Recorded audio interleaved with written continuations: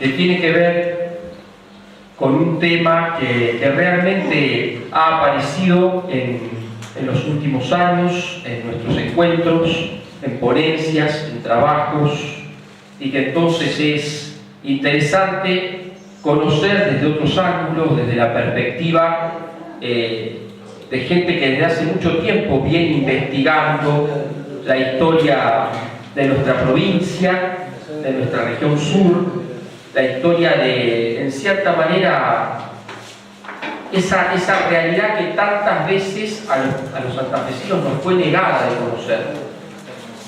Vamos a tener aquí la posibilidad de presenciar la charla del periodista y actualmente diputado provincial Carlos Del Frade, que nuevamente nos honra con su presencia en uno de nuestros encuentros, acompañándonos en el trabajo que hacemos con los historiadores regionales. En esta ocasión, la temática que va a trabajar para nosotros es la Liga de los Pueblos Libres. Y vuelvo a decir, en nuestro proyecto, en nuestra idea de ampliar horizontes, de ver la historia santafesina y la historia de nuestro sur desde otras perspectivas, sin duda, Carlos Del Frade es un colaborador permanente porque siempre está dispuesto a acompañarnos en cada una de estas jornadas que con mucho esfuerzo realizamos. Así que lo invitamos para que podamos comenzar con la charla y que realmente puedan disfrutar de un momento que como cierre de la jornada creo que bien vale la pena por la calidad del expositor y al mismo tiempo por la importancia del tema que nos compete. Carlos Del Frade, la Liga de los Pueblos Libres. Bienvenido, Carlos.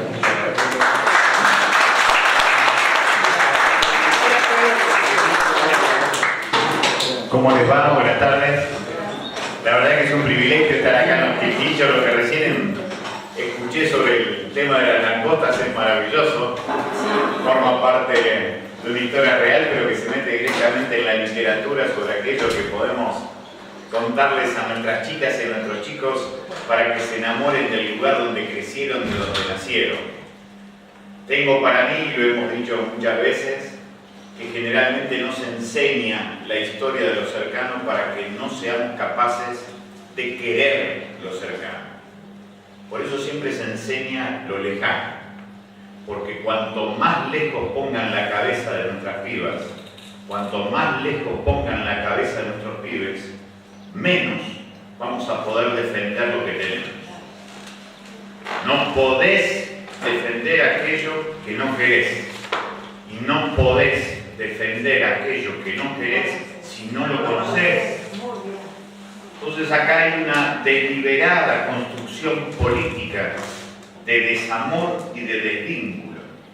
Te desvinculan de lo cercano porque es en lo cercano en donde podés actuar para transformar la realidad. Por eso siempre te ofrecen hasta 1000 canales de televisión con un cable.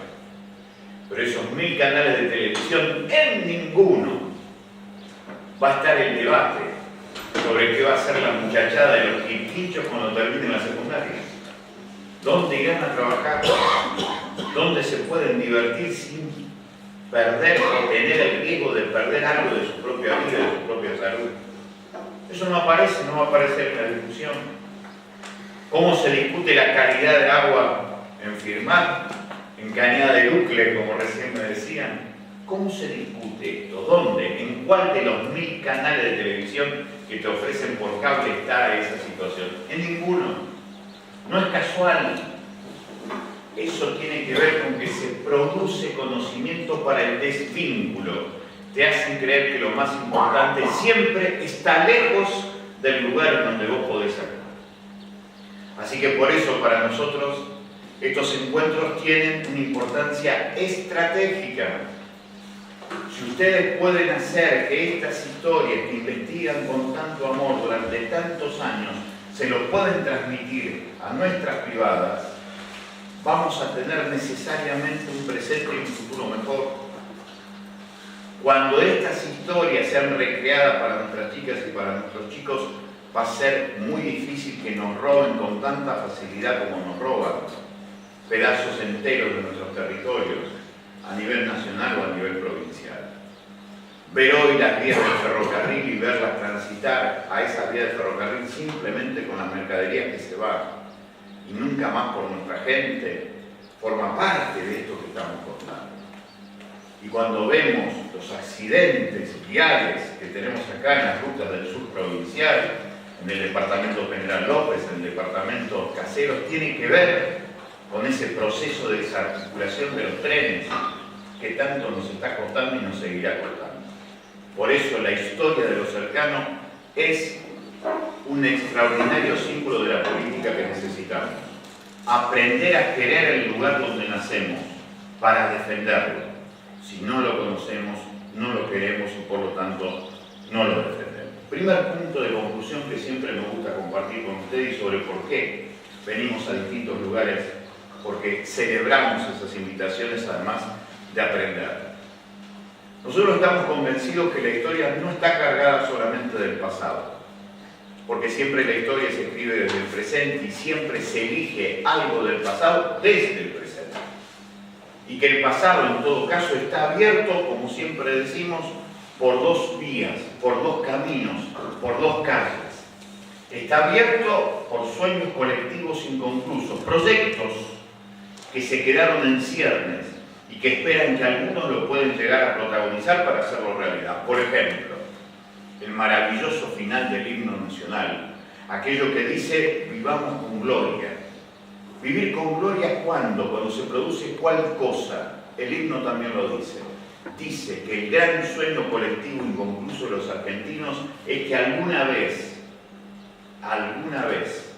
en el trono de la vida cotidiana esté la noble igualdad. Fenomenal sueño colectivo inconcluso que viene de lo que escribió un pibe de 25 años como era Vicente López y Flores y que hasta el día de hoy no se construyó y por lo tanto vivir con gloria le corresponde casi como propiedad privada a unos pocos. Y es el gran sueño colectivo de lo que necesitamos. Saber que nacemos, que crecemos y que tenemos la posibilidad de desarrollar nuestros sueños a partir de un trabajo, el sueño colectivo inconcluso de los argentinos. Ser argentinos es tratar de realizar ese sueño, que en el trono de la vida cotidiana esté la noble igualdad. Sueños colectivos inconclusos, del pasado que se reactualiza en el presente.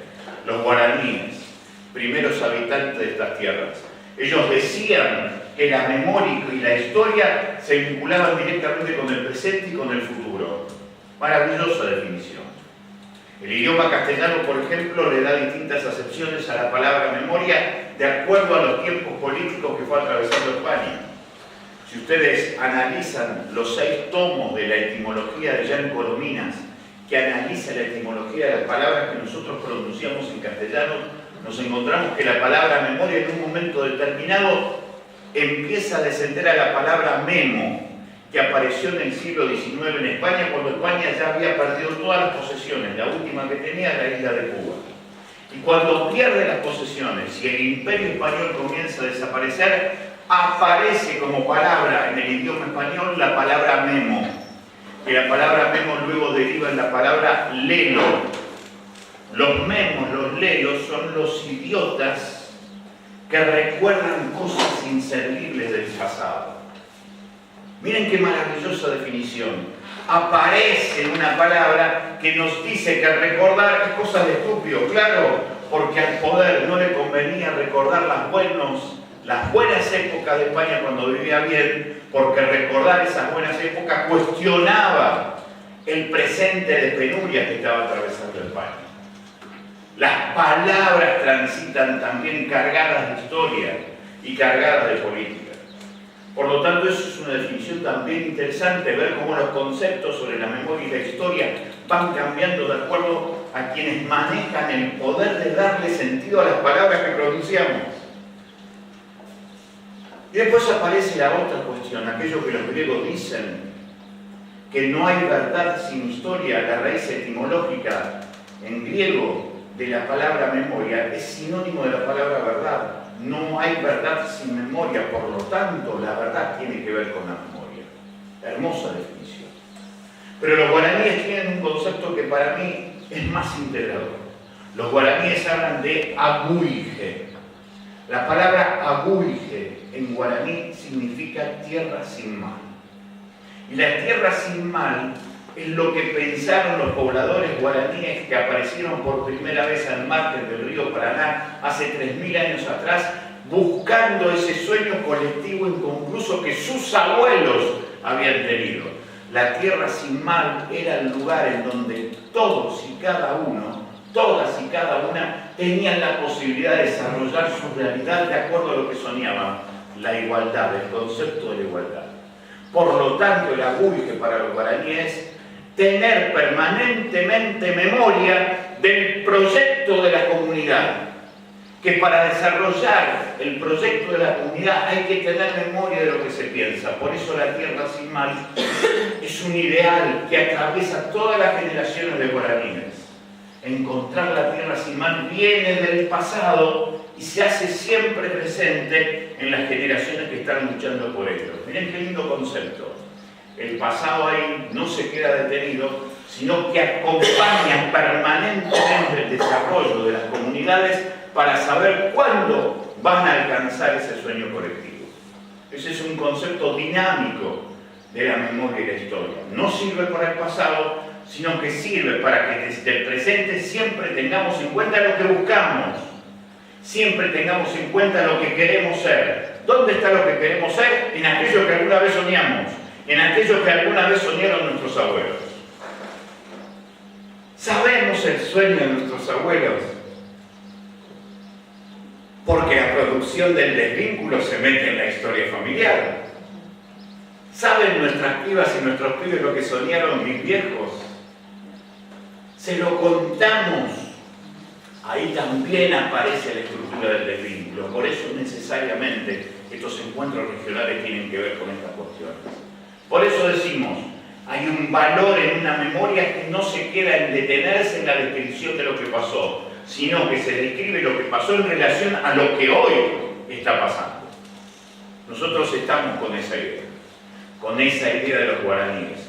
Sueños colectivos inconclusos y pesadillas impuestas. Por eso trajimos este tema, Liga de los Pueblos Libres. De a poquito el artiguismo vuelve a aparecer en esta provincia que alguna vez fue incendiada, invadida por ser artiguista. Rosario, en enero de 1819, es invadida y quemada, 50 de sus viviendas por Balcarce. Balcarce incendia Rosario porque Rosario, el villorio de Rosario, lo que va a ser después el pago de los arroyos, se había plegado al artiguismo. Formaba parte de la Liga de los Pueblos Libres y fue incendiada por Balcarce.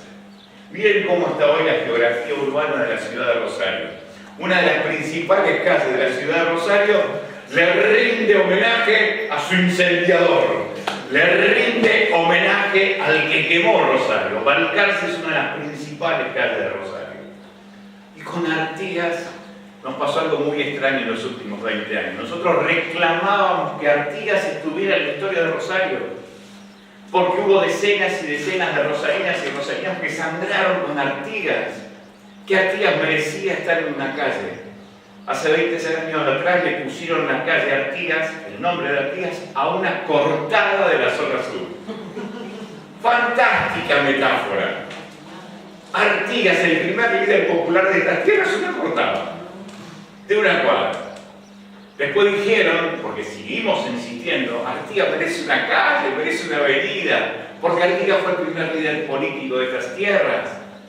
Dijeron, bueno, le vamos a poner a una calle. Y le pusieron una calle que se corta también en la zona norte de la ciudad de Rosario. O sea, Artigas lo llevan de un lado para otro en esta memoria contada desde Buenos Aires. Porque este es otro de los grandes logros de estos encuentros de historiadores regionales. Ustedes cuentan la historia desde adentro, no desde la ciudad que se define como extranjera, porque Buenos Aires nos dice a nosotros, mirándonos de soslayo cuando mira para atrás, el interior. Y nosotros, Buenos Aires, se piensa en relación al exterior, a lo que viene de afuera, aquello que Borges definió magistralmente pensando desde Buenos Aires, los argentinos somos exiliados europeos. Entonces el que se siente como exiliado europeo siempre mira a las provincias como el interior, a lo que quedó atrás. Por eso Sarmiento, en esa obra maravillosa que escribe a los 34 años, que es Facundo, Civilización o Barbarie, apunta a que la civilización está en Estados Unidos o está en Europa y la barbarie está adentro, cuando en realidad Sarmiento sabía que la etimología de la palabra bárbaro era al revés. Bárbaro es lo extranjero, bárbaro significa el extranjero. Y fíjense cómo Buenos Aires siente lo ajeno que es ese país, que le dice bárbaro, lo califica de extranjero a lo que pasa en las provincias. Qué fenomenal inversión de los términos. Para Sarmiento, lo extranjero, lo que está absolutamente distante de nosotros, es el interior. Y dice que la civilización siempre es lo que viene de afuera. Por eso Buenos Aires sigue definiéndose hoy por aquella antinomia sarmientina. El exterior, Buenos Aires relacionado con eso. Es impactante el poder de la historia y la visión política de determinados momentos, cómo se impone en el presente. Por eso siempre decimos la importancia política de los encuentros. Artigas, volvemos a Artigas. 1812, 27 de febrero de 1812. Manuel Joaquín del Corazón de Jesús Belgrano viene al frente de 1500 muchachos desesperados de no más de 20 años que no saben en qué creer. Entonces escribe Belgrano: los que me siguen no saben por qué me siguen. Tengo que darle algo en que creer. E inventa la bandera. Le tengo que dar una esperanza concreta para que crean en lo que yo creo, en un país que no existe. Es impresionante la carta de Belgrano. Esta carta se le escribe a sus amigos de Buenos Aires y después se lo va a escribir a otro gran amigo que tuvo, se llama Martín Miguel de Güemes. El epistolario belgraniano es maravilloso. Y Belgrano encuentra, cuando llega a las barrancas de Rosario, que los que lo apoyan están convencidos que esa bandera tenía que ver con una revolución. ¿Por qué? Porque había un sacerdote, el cura Navarro, que formaba parte de las huestes artiguistas que venían peleando por la revolución. Entonces Belgrano encuentra las primeras ayudas en sacerdotes que se habían jugado con Artigas en lo que habría sido el grito de Asensio, el grito de la tierra, en 1811 por la libertad y por la tierra, decía que el grito de Asensio. Octubre de 1811, el primer gran octubre de la historia de América Latina, cuando 4000 familias lo siguen a Artigas en lo que se conoce como el éxodo oriental. Dejan el lugar en donde amaron, crecieron, sufrieron, los dejan de lado para esa epopeya de construir lo que contagia Artigas. ¿Y qué es lo que contagia Artigas? El otro día se cumplió un aniversario, 10 de septiembre de 1815, el Estatuto Provisorio de Tierras, el Reglamento Provisorio de Tierras. Y allí Artigas dice en el artículo 6 una belleza: los más infelices serán los más agraciados. Y garantiza que desde el Estado que se configura con la Liga de los Pueblos Libres, a cada familia le darán la tierra que necesita, a cada familia le darán las herramientas para trabajar la tierra que necesita. Y dice Artigas allí: es necesaria la unidad de los puertos del río Uruguay con los puertos del río Paraná y con los puertos del río de la Plata. 160 años antes de hablarse de la hidrovía, Artigas hablaba de la integración de los puertos para sacar las producciones que venían de las provincias y no al revés, para que los puertos sean simplemente el lugar por donde entran lo que los extranjeros quieren que entren en nuestras tierras.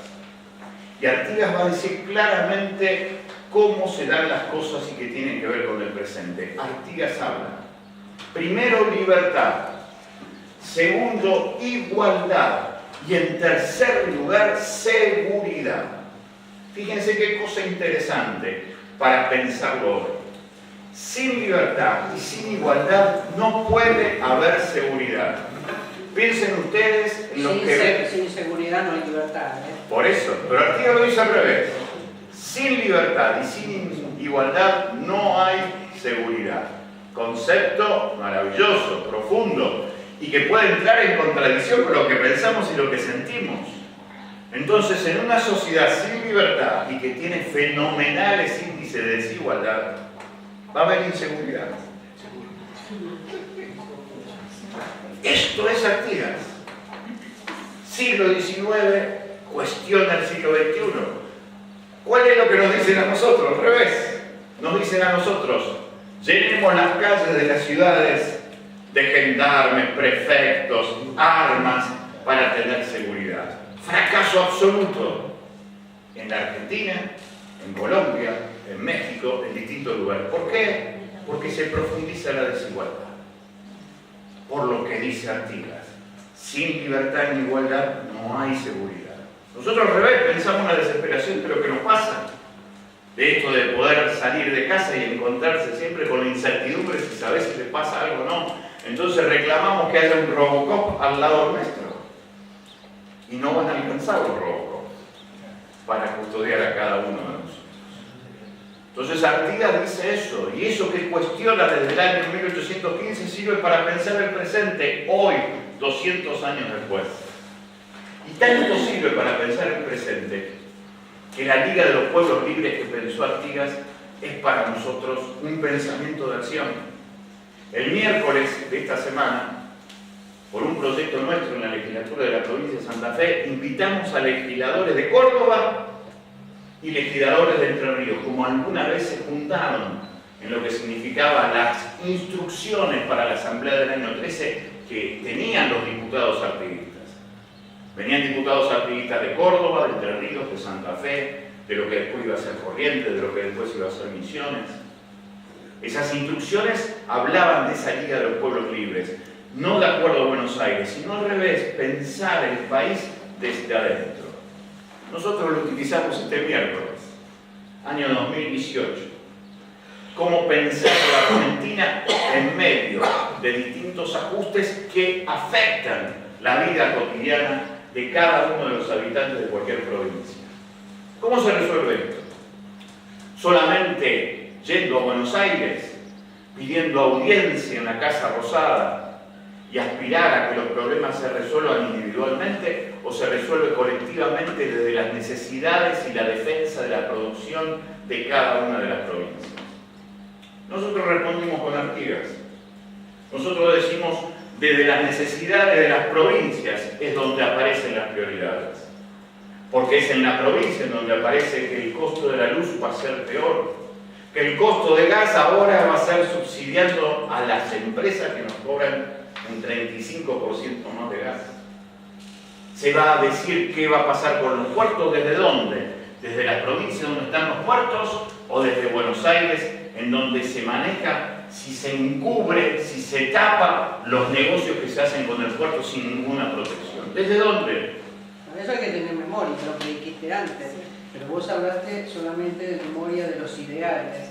Hay que tener mucha memoria de los errores, porque si los volvemos a cometer... Sonamos. Estoy de acuerdo. Memoria solamente de los ideales no sirve. Si no aprendes de los errores, no arreglas más las cosas. Nosotros lo que estamos diciendo es nuestro punto de vista en relación a eso. Con los ideales, los errores no deberían estar. ¿Ah, sí? ¿Cómo dijiste? No se te escuchó. No hay. ¿No? Por eso también es la verdadera parte que no deberían estar. Con los ideales, los errores no deberían estar. No, sí, porque una cosa es tener los ideales y otra cosa es aplicarlos. Si vos para aplicar los ideales Pero si volvés no- a cometer los errores que cometiste antes, vas a volver a